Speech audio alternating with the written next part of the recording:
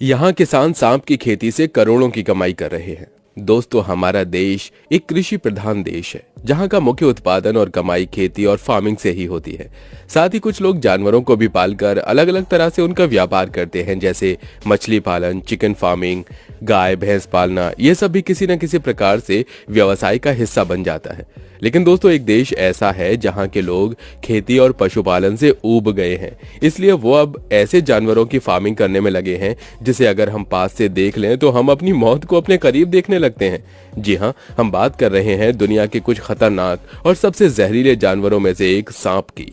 दोस्तों, सांप आज के समय में महज एक जहरीला जानवर ही नहीं बल्कि पैसों से मालामाल कर देने वाला जीव बन चुका है, और इसका सबसे ज्यादा फायदा मिल रहा है चीन को।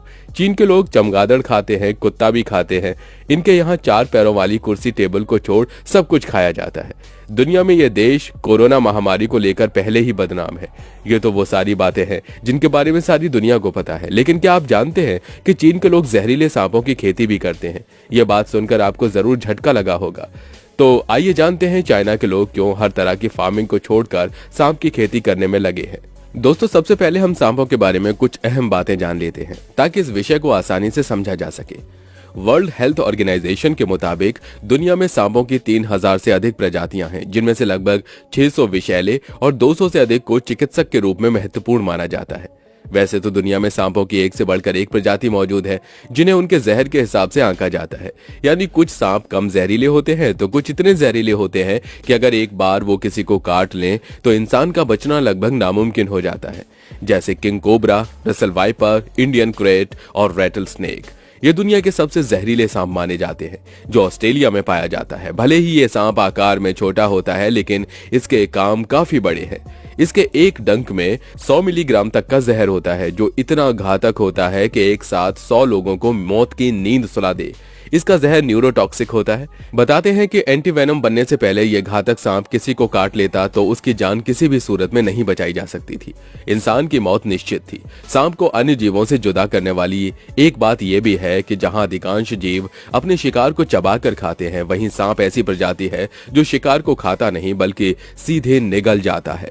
इतना ही नहीं, सांप अपने से बड़े जीवों को भी निगलने की ताकत रखते हैं। ज्यादातर सांप छिपकली, मेंढक, छोटे पक्षी और चूहों को अपना भोजन बनाते हैं, लेकिन अफ्रीका में पाए जाने वाला अजगर छोटी गाय तक को आराम से निगल जाता है। नेशनल ज्योग्राफी के अनुसार सांप एक बार में अपने से 70 से 100% बड़े शिकार को बड़े ही आराम से निगलने का दम रखता है। ऐसे में क्या आप सोच सकते हैं कि कोई इस खतरनाक जानलेवा और घातक शिकारी की भी फार्मिंग कर सकता है? लेकिन चीन एक ऐसा देश है जहां सांप की फार्मिंग की जाती है।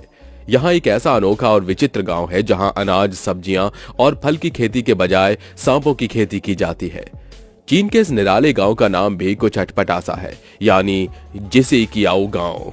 बड़े पैमाने पर स्नेक फार्मिंग करने के कारण जिसिकियाओ गांव को स्नेक विलेज के नाम से भी जाना जाता है। दोस्तों, जैसे ही आप चीन के इस गांव का नाम गूगल पर डालेंगे तो आपको पता चल जाएगा कि यहाँ सांपों की खेती कितने बड़े पैमाने पर की जाती है। दरअसल यहाँ के लोगों का मुख्य व्यवसाय अन्य लोगों से कुछ अलग है, क्योंकि यहाँ के लोग स्नेक फार्मिंग करके खूब कमाई कर रहे हैं। यहाँ सांप लोगों की आमदनी का मुख्य स्रोत है। इस गांव की जितनी आबादी है उससे कहीं ज्यादा यहाँ सांपों को पाला जाता है। बेशक आपको सुनने में थोड़ा अजीब लगे, लेकिन यहाँ की आबादी करीब 1000 है और यहाँ पर व्यक्ति साल में कम से कम 30,000 सांप को पालता है। इस अनोखे गांव में हर साल करीब 30 लाख से भी ज्यादा सांपों की फार्मिंग की जाती है। बता दें कि यहाँ कोई आम सांप की खेती नहीं होती, बल्कि जहरीले सांपों की खेती बड़े पैमाने पर की जाती है। इस गांव के लोगों की दोस्ती लोगों से कम और सांपों से ज्यादा है, क्योंकि इस गांव में लगभग हर दूसरा शख्स इस काम से जुड़ा हुआ है। यहाँ के लोग किंग कोबरा और पाइथन जैसे खतरनाक सांपों के साथ ही रहते हैं। जहां हमारे देश में बच्चों के पैदा होने के बाद उसे खेलने के लिए खिलौने दिए जाते हैं, वहीं चीन के इस गांव में पैदा होते ही बच्चे सांप के साथ खेलने लगते हैं। यहाँ सांप ही उनके अच्छे दोस्त होते हैं और सांप को फैमिली का ही एक हिस्सा माना जाता है। अगर कोई साधारण इंसान इन सांपों को देख ले तो उसकी सिट्टी पिट्टी गुल हो जाती है, लेकिन यहाँ के लोगों को सांपों से जरा भी डर नहीं लगता। कहते हैं कि यहाँ सांपों की खेती के अलावा इनकी पूजा भी होती है। यहाँ स्नेक फार्मिंग पर सांप के मांस और जहर को मार्केट में ऊंचे दामों में बेचा जाता है। यहाँ के लोग सांपों के अंग बेचकर बढ़िया मुनाफा कमाते हैं। जैसे कि चीन में सांप के मीट की काफी डिमांड है। इसलिए इस गांव में सांपों की खेती मुख्य रूप से की जाती है। दोस्तों हैरानी की बात है ना कि यहाँ के लोग सांप की पूजा भी करते हैं और उनका मीट भी चाव से खाते हैं। इतना ही नहीं, चीन के लोग नाश्ते में सांप का सूप भी पीना पसंद करते हैं। आपको बता दें कि बाजार में सांप के जहर की भी बहुत डिमांड है, इसलिए इसकी कीमत भी बहुत ज्यादा है। क्या आप अंदाजा लगा सकते हैं कि सांप के 1 लीटर जहर का क्या दाम होगा? मैं बताता हूँ, लगभग 3.5 करोड़ रुपए। जी हाँ, ये सच है। सांप के अंगों का इस्तेमाल दवाई बनाने के लिए भी किया जाता है, जैसे ताकत बढ़ाने वाली दवाइयाँ, लकवा ठीक करने वाली दवाइयाँ और कैंसर के इलाज में काम करने वाली दवाइयाँ इत्यादि। दोस्तों इस छोटे से गांव में ही करीब 100 स्नेक फार्म है। जी हाँ, आपने सही सुना, 100 स्नेक फार्म्स। इसी से आप अंदाजा लगा सकते हैं कि ये कितनी खतरनाक जगह होगी।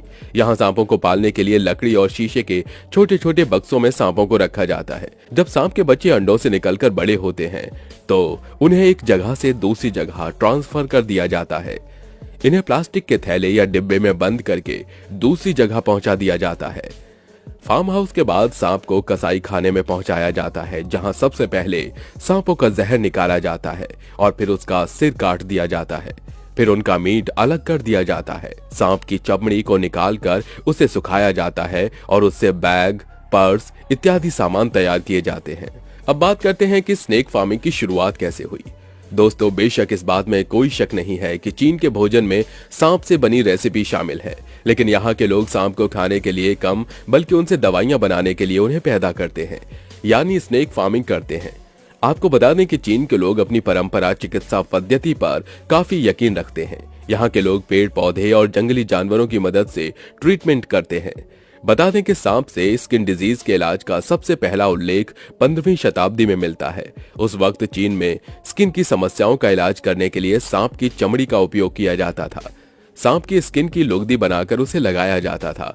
फिर धीरे धीरे कैंसर जैसी गंभीर बीमारियों के इलाज के लिए भी सांप का इस्तेमाल किया जाने लगा। बताते हैं कि इलाज के वक्त हार्ट पेशेंट को सांप का जहर दिया जाता है। कुछ लोगों का तो यहाँ तक मानना है कि अगर सांप से तैयार दवाई को शराब पीने से पहले लिया जाए तो लिवर पर शराब का असर नहीं होता है और पीने वाला शख्स भी स्वस्थ रहता है। चीन में सांपों के जहर से औषधि बनाने का एक किस्सा ये भी सुनने को मिलता है कि एक बार साल 1918 में यहाँ स्पेनिश फ्लू भयंकर रूप से फैल गया था। तब इसके इलाज के लिए सांप के तेल से एक दवा तैयार की गई। इस दवाई से इस बीमारी के इलाज का दावा किया जाता है। वहीं चीन के जिकिसिया गांव में स्नेक फार्मिंग की परंपरा साल 1980 में शुरू हुई थी। यहाँ स्नेक फार्मिंग करने वाले शख्स का नाम है येंग होंगचेंग। इसके पीछे भी एक दिलचस्प कहानी है। दरअसल येंग एक किसान था जो एक बार काफी बीमार पड़ गया और इलाज के लिए उसके पास पैसे तक नहीं थे। तब उस शख्स ने अपने इलाज के लिए एक सांप पाला और उससे दवा बनाकर तैयार की। सांप से बनी इस दवा से येंग ठीक हो गया और वो समझ गया कि इसके कारोबार में खूब मुनाफा है, तो क्यों ना स्नेक फार्मिंग की जाए। तभी से येंग ने स्नेक फार्मिंग का अपना मुख्य रोजगार बना लिया। जब गांव के अन्य लोगों ने इन्हें सांपों की खेती करते देखा तो उन्होंने भी इसे अपना रोजगार बना लिया और इस तरह पूरा का पूरा गांव खेती करने में जुट गया। आखिर कैसे की जाती है स्नेक फार्मिंग? दोस्तों यहाँ के लोग सांप को बिल्कुल ऐसे पैदा करते हैं जैसे हमारे यहाँ किसान खेतों में फसल उगाते हैं। सांप पैदा करने के लिए यहाँ के लोग सांपों की प्रजनन पद्धति को अपनाते हैं। इस दौरान सबसे पहले सीजन में सांपों का प्रजनन कराया जाता है। जब सांप पैदा हो जाते हैं तो उन्हें पाल पोस कर बड़ा किया जाता है, फिर उन्हें बाजार में बेच दिया जाता है। एक रिपोर्ट के मुताबिक इस गांव में चीन के अलावा अन्य देशों में जैसे अमेरिका, जर्मनी, रूस और साउथ कोरिया आदि में बड़े व्यापारियों द्वारा सांपों को भेजा जाता है।